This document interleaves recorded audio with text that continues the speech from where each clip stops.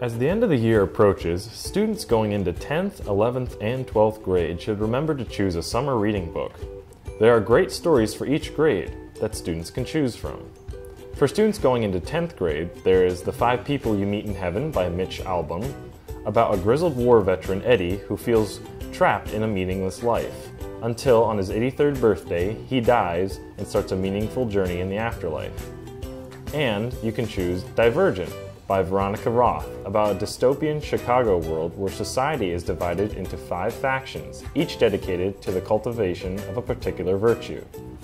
For students going into 11th grade, there is The Patron Saint of Butterflies by Cecilia Galeante, about Honey and Agnes, who are best friends growing up in Mount Blessing, a religious commune in Connecticut.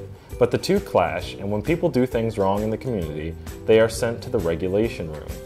You could also choose Into the Wild by John Krakauer, about the story of Christopher McCandless as he hitchhikes his way across America to reach his dream of getting to Alaska.